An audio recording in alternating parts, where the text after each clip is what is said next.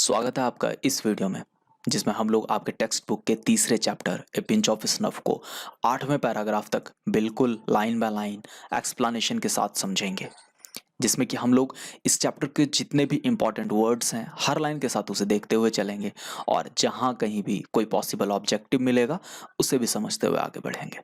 तो चलिए बिना डिले किए इस चैप्टर को समझना शुरू करते हैं। आपके बुक का हर चैप्टर उसके राइटर के इंट्रोडक्शन के साथ शुरू होता है, तो पहले इस चैप्टर के राइटर मनोहर मलगांवकर के बारे में जान लेते हैं। इस किताब में लिखा गया है उनके बारे में कि मनोहर मलगांवकर born 1913 is a novelist and short story writer with over 25 publications to his credit। चलिए पहले इंपॉर्टेंट वर्ड्स को देखते हैं। इंपॉर्टेंट वर्ड्स में यहाँ पर पहला वर्ड आया हुआ है हमारे पास वेल। वेल मीन्स होता है अच्छा या अच्छी तरह। यहाँ पर नोन जिसे जाना जाता है, नो मीन्स जानना और नोन जिसे जाना जाता है। और नॉवेलिस्ट, नॉवेलिस्ट शब्द नोवेल से बना हुआ है। नोवेल का अर्थ होता है उपन्यास और नोवेलिस्ट यानी उपन्यासकार जो उपन्यास लिखता हो। पब्लिकेशन, पब्लिकेशन कहते हैं प्रकाशन को और क्रेडिट कहते हैं उसको श्रेय जाना, किसने उस चीज को किया है उसको उसका क्रेडिट जाता है। ओके चलिए अब इस पूरे लाइन को समझ लेते हैं। मनोहर मलगांवकर जिनका कि जन्म 1913 में हुआ, वो क्या है, एक बहुत ही अच्छे तरीके से जाने पहचाने और सुप्रसिद्ध उपन्यासकार हैं, साथ ही शॉर्ट स्टोरी राइटर भी हैं। वो शॉर्ट स्टोरी राइटर का मतलब क्या हुआ कि लघु कथाएं वो लिखते हैं, लघु कथा के भी वो लेखक हैं। और इसके साथ ही बताया जा रहा है कि उनके नाम पर 25 से ज्यादा प्रकाशन है, यानी कि उन्होंने 25 से ज्यादा किताबें लिखी हुई हैं। अब इसी लाइन से अगर हम देखें तो हमारे पास 3 पॉसिबल ऑब्जेक्टिव क्वेश्चंस निकल सकते हैं, जिसमें पहला क्वेश्चन हो सकता है, आपसे बोर्ड में पूछा जा सकता है कि मनोहर मलगांवकर का जन्म कब हुआ था। तो हमने अभी जस्ट देखा कि उनका जन्म 1913 में हुआ। इसके बाद दूसरा सवाल आपसे पूछा जा सकता है कि मनोहर मलगांवकर क्या चीज के रूप में जानने जाते हैं। तो सबसे पहले आपको लिखना होगा नॉवेलिस्ट के रूप में भी जानने जाते हैं और शॉर्ट स्टोरी राइटर के रूप में भी। तो ये 2 आंसर्स इसमें हो सकते हैं। He had dash publications, credit. तो अभी जस्ट हमने देखा कि उनके नाम पर 25 प्रकाशन है, तो आपको यहाँ पर 25 आंसर में लिखना है, यानी कि उनके नाम पर उनको श्रेय जाता है 25 प्रकाशन का। इसके बाद आपके चैप्टर में लिखा गया है कि his important works include distant drum, the princess, a bend in the gangs and Bombay beware. यहाँ पर जो इंपॉर्टेंट वर्ड्स आ रहे हैं हमारे उसको समझते हैं पहले। इंक्लूड का मतलब होता है शामिल होना, बेंड मतलब मोड़, और बिवेयर मतलब होता है जागरूक होना, जागते रहना, सावधान रहना। ठीक है, तो कहने की क्या बात हो रही है यहाँ पर कि उनके इंपॉर्टेंट वर्क्स की बात करें, 25 से ज्यादा प्रकाशन थे उनके, तो उसमें से खास खास कौन से रहे, बहुत महत्वपूर्ण कौन सा था। तो एक तो डिस्टेंट ड्रम रखा गया, ये नाम है उनकी किताब का। द प्रिंसेस, प्रिंसेस यहाँ पर देखो ध्यान देना है आपको कि प्रिंसेस डबल एस होता तो ये राजकुमारी हो जाता। प्रिंसेस का अर्थ है यहाँ पर प्रिंस, यानी राजकुमार का यहाँ पर प्लूरल दिया गया है। ओके, उसके साथ ही a bend in the Ganges, Ganga के एक मोड़ के बारे में बात की जा रही है, और बॉम्बे बिवेयर यानी कि बॉम्बे को जागरूक रहने के बारे में कोई किताब है उसकी बात हो रही है यहाँ पर। ठीक है, अब यहाँ पर आपसे एक पॉसिबल ऑब्जेक्टिव क्वेश्चन बोर्ड में पूछा जा सकता है, जैसे कि some important works of Manohar Malgaonkar include.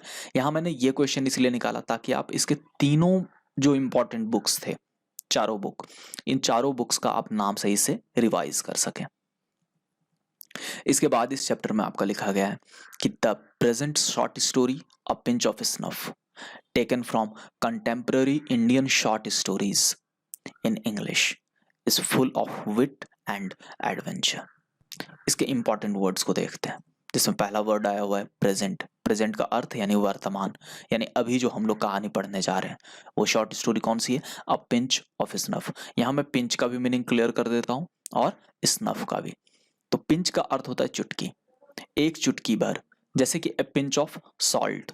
तो अ पिंच ऑफ सॉल्ट जब भी आप बोलते हैं तो एक चुटकी नमक की बात होती है। स्नफ जो है इसको एग्जैक्ट हिंदी सुरती कहा जाता है। ये तंबाकू की तरह का एक चीज होता है जिसको कि नाक से सूंघ करके लोग नशा करते हैं। तंबाकू को तो मुंह में रखते हैं, उसको चबाते हैं, तो इसको नशा किया जाता है नाक से सूंघ करके। ठीक है, इनकी एक किताब का नाम दिया गया है यहाँ पर contemporary Indian short stories in English. इसी किताब से ये कहानी निकाली गई है। तो कंटेम्पररी जो शब्द होता है उसका अर्थ होता है समकालीन। समकालीन यानी कि अभी के समय में जो मतलब रिलेवेंट हो, जो अभी के टाइम से रिलेटेड हो, पुराना नहीं, इतिहास वगैरह से रिलेटेड नहीं। विट कहते हैं उसमें मनोरंजक बात होना, और एडवेंचर यानी कि थी थोड़ा खतरनाक टाइप का चीज होना। और ये कहानी है भी दोनों चीज, कि एक तरफ तो इसमें बहुत सारा हास्य से रिलेटेड चीजें दी गई हैं, और दूसरी तरफ बहुत ही दिलेरी वाली चीजें दिखाई गई हैं, जब इसके कैरेक्टर जो है नानू काका वो ऐसे ऐसे डिसीजंस ले लेते हैं। यहाँ से भी आपका एक ऑब्जेक्टिव निकल सकता है, और वो ऑब्जेक्टिव होगा कि पिंच ऑफ स्नफ जो था ये कहानी किस किताब से ली गई थी, मनोहर मलगांवकर के। तो आपको यहाँ पर इस किताब का नाम लिखना होगा कि contemporary Indian short stories in English. चलिए, इसके बाद इस चैप्टर में आपका लिखा गया है कि the reader's excitement is built up through the accuracy and the profound comedy of Malgaonkar's narrative. यहां पर भी पहले इंपॉर्टेंट वर्ड्स को देखते हैं। इंपॉर्टेंट वर्ड्स में पहला वर्ड आपका है एक्साइटमेंट। एक्साइटमेंट का अर्थ होता है उत्तेजना, यानी कि जब आप किसी चीज को कर रहे हैं, क्या आप उसको लेकर के पूरी तरह से उत्तेजित हैं, आपके अंदर जोश बना हुआ रहना चाहिए। तो इस कहानी को पूरे इस तरीके से लिखा गया है कि एक्साइटमेंट बना रहता है। बिल्ट अप यानी कि उसको बरकरार रखना, बढ़ाते रहना। एक्यूरेसी का अर्थ होता है शुद्धता, वो कितना सही है। ओके। और प्रोफाउंड कॉमेडी, प्रोफाउंड का मतलब होता है अच्छे स्तर का, ठीक है, जो कि बहुत ही मजेदार हो। और कॉमेडी हास्य को बोलते हैं। नैरेटिव कहा जाता है कथ्य को, यानी कि जब कोई कुछ कहता है तो वो उसका नैरेटिव कहलाता है। कहने का मतलब क्या हुआ कि रीडर का जो एक्साइटमेंट है, जो भी इस कहानी को पढ़ेगा उसका एक्साइटमेंट जो है वो पूरी कहानी के दौरान बरकरार रहता है। एक तो एक्यूरेसी के तहत, क्योंकि बहुत ही एक्यूरेट तरीके से उन्होंने डिजाइन किया इस कहानी को। दूसरी तरफ एक बहुत ही अच्छे स्तर की उन्होंने कॉमेडी डाली है। कॉमेडी है जिसमें कि डेली लाइफ से रिलेटेड इंसिडेंट्स को निकाला गया है। और मनोहर मलगांवकर के नैरेटिव की यही खासियत इस कहानी को बहुत रोचक बना देती है। चलिए, बिना डिले किए हम लोग इस कहानी को समझना अब शुरू करते हैं। कहानी की शुरुआत होती है कि मदर्स अनाउंसमेंट शोक मी, नानू Kaka is coming, she said. Oh my God, I said, couldn't we send him a wire saying we are leaving, that I am transferred or something? चलिए, इस लाइन का मीनिंग समझेंगे, पहले इसके थोड़े इंपॉर्टेंट वर्ड्स को देख लेते हैं। पहला वर्ड है आपका अनाउंसमेंट। अनाउंसमेंट कहा जाता है जब कोई कुछ कहता है, घोषणा करता है। शूक, यहाँ पर ये शब्द जो है वो शेक से निकाला गया है, उसका वीटू लगाया गया है यहाँ पर। तो शूक मतलब हिला दिया, झटका लगा सुन करके। वायर तार को कहा जाता है, पहले के समय में तार भेजा जाता था। लोग ये मैसेजेस नहीं कर सकते थे उस समय, व्हाट्सएप नहीं हुआ करता था, चिट्ठियां भी नहीं हुआ करती थी, तो तार भेजे जाते थे। तार में क्या होता था ना कि बहुत छोटे छोटे मतलब कि मैसेजेस लिख करके भेजे जाते थे दूसरे लोगों को जो दूर के शहरों में हुआ करते थे। तो फिर वही ये कह रहे हैं यहाँ पर राइटर की, क्या ऐसा नहीं हो सकता कि मतलब हम लोग उन्हें एक तार भेज दें।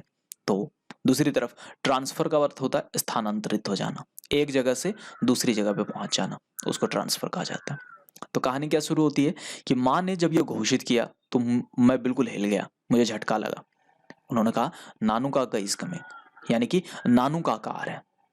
ओ माय गॉड, तो जो राइडर वो क्या कहता है, ओ माय गॉड, हे भगवान, ऐसा नहीं हो सकता कि हम लोग उसे एक तार भेज दें उनको कि हम लोग नहीं है, हम लोग निकल रहे हैं, कि मेरा ट्रांसफर हो गया है, या कुछ और इस तरह से कोई बात करके हम निकल जाते हैं।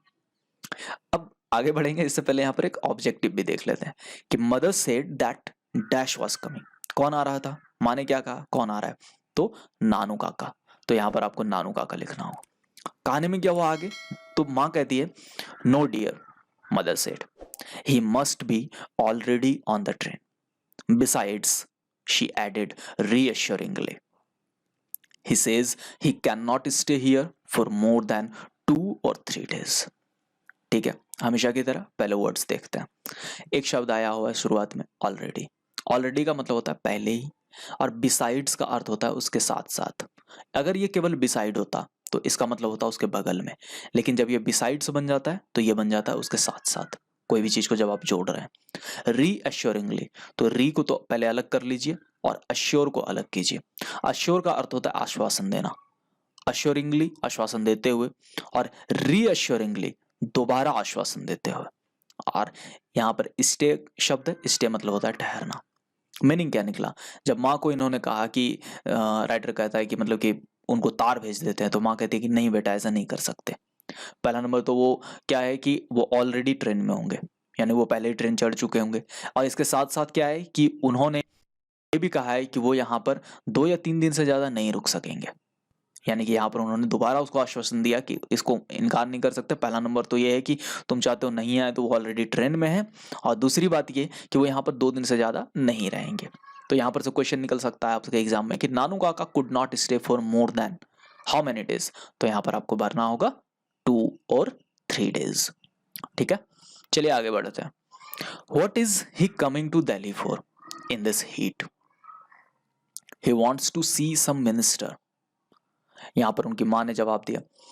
तो यहाँ पर पहले इंपॉर्टेंट वर्ड्स देख लेते हैं। एक तो इसमें हीट आया हुआ है, हीट का अर्थ होता है गर्मी, और दूसरी तरफ सी को मैंने इसलिए हाईलाइट किया है कि यहाँ पर सी का अर्थ देखना नहीं है, यहाँ का सी का अर्थ है मिलना। ठीक है, मीनिंग समझते हैं। तो यहाँ पर वो पूछता है कि what is he coming in to Delhi for, वो दिल्ली आ क्यों रहे हैं, इतनी गर्मी है यहाँ पर, इस गर्मी में दिल्ली क्यों आ रहे हैं? तो उनकी माँ जवाब देती है कि वो किसी मंत्री से मिलना चाहते हैं। तो यहाँ पर क्वेश्चन अगर पूछ लिया जाए एग्जाम में कि Nanu Kaka was coming to Delhi to, किस चीज के लिए वो दिल्ली आ रहे थे? तो मंत्री से मिलने के लिए, टू सी मिनिस्टर। अब इसके बाद इसका क्या रिएक्शन था? What, that means he will be here for weeks, ministers don't see people for weeks, months. Oh my God. अब जब उनका ये आंसर आया तो यहाँ पर ये उन्होंने कहा, लेकिन पहले हम इसके वर्ड्स को देखते हैं। मीन्स का अर्थ होता है इसका मतलब, यानी कि दैट मीन्स यानी कि इसका मतलब ये हुआ। सी का अर्थ अब जस्ट हमने देखा मिलना होता है। तो पूरी बात का मतलब क्या निकला कि जैसे ही माँ ने कहा कि वो किसी मंत्री से मिलना चाहते हैं, तो ये कहता है क्या मंत्री से मिलना चाहते हैं? इसका मतलब ये है कि वो यहाँ पर हफ्तों रुकेंगे, क्योंकि मंत्री लोग जो होते हैं वो लोगों से जल्दी मिलते ही नहीं है, वो हफ्तों लगा देते हैं, महीनों तक लगा देते हैं। हे भगवान, उनको इतना दिन रुकना होगा यहाँ पर। इसके बाद उनकी माँ क्या कहते हैं कि इफ योर नानू काका wants to see a minister, I am sure he will manage to see him. Mother said, any time of the day or night. अब यहाँ पर जो इंपॉर्टेंट वर्ड्स आए हुए हैं उनको पहले देखते हैं। तो श्योर शब्द है, श्योर का अर्थ होता है निश्चित, निश्चित रूप से, और मैनेज का अर्थ होता है इंतजाम कर लेना, उसको जुगाड़ कर लेना। चलिए अब देखते हैं कि उनकी माँ ने क्या कहा। उनकी माँ कहती हैं कि अगर आप तुम्हारे नानू काका यहाँ आ रहे हैं किसी मंत्री से मिलने के लिए, तो मुझे विश्वास है, मैं निश्चिंत हूँ कि वो किसी न किसी तरह से उससे मिल ही लेंगे।